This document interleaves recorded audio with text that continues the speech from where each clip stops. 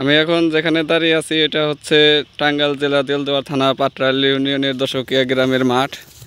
এই মাঠে সবসময় খেলা হইতো, কিন্তু যখন করটিয়া থেকে আটিয়া হয়ে মাজার গেট পর্যন্ত রাস্তার কাজ আসে তখন কোনো জায়গা না পাওয়ায় তখন এই মাঠটাতে মালামাল সব রাখা হয়েছিল।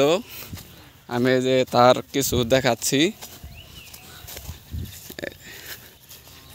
এই দশকিয়া মাঠ এটা, এই যে এখানে যে কিছু পাথরের গুঁড়ি এখনো রয়েছে, তারপরে যেখানে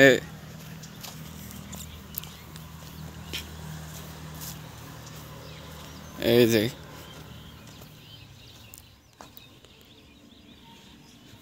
এখানে পাথরের যে গরম করে ওইগুলাই করা হয়তো। তারপরে আরও যে হয়তো এই যে টাওয়ারের কাজগুলো করছিল, কিন্তু এই কাজগুলা এখন শেষ হয়ে যাওয়ার পরেও এই যে মাঠের যে পোলাপান যে খেলাধুলা করবো, এই যে দেখেন সম্পূর্ণ মাঠের কি অবস্থা, উঁচা নিচা সমান সমতল মাঠটা এই যে কিভাবে নষ্ট এখনো হয়ে আছে। তাদের কাজ শেষ হয়ে গেলেও তারা এই খেলার মাঠটা খেলার উপযোগী করে রাখে নাই।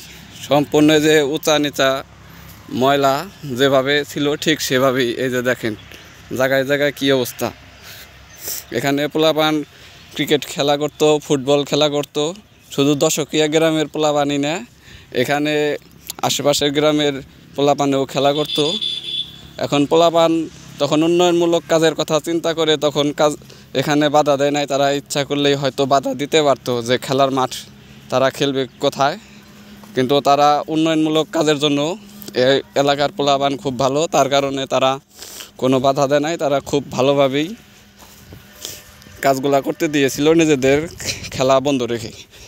এখন তাহলে তারা তাদের দিক থেকে ভালো একটা কাজ করেছে। এখন পোলাপান যে ক্রিকেট খেলবে, ফুটবল খেলবে, এখন তো তাদেরও উচিত পোলাপানের এই খেলার মাঠটা ঠিক করে দেওয়ার জন্য।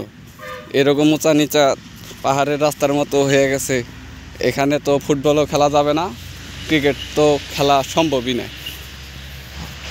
তাই আশা করছি যে এই মাঠটা অতি দ্রুতই ঠিক করে দেওয়া হোক, পোলাপানের খেলার উপযোগী করে দেওয়া হোক। এই খেরের পালা, গোবর, সরিষা, আরও কত রকম যে গরু দিছে, আরও এই যে নষ্ট হয়ে আছে। আশা করছি এটা খুব দ্রুতই ঠিক করে দিয়ে পোলাপানের খেলার উপযোগী করে দেওয়া হোক এই দশকিয়া মাঠ।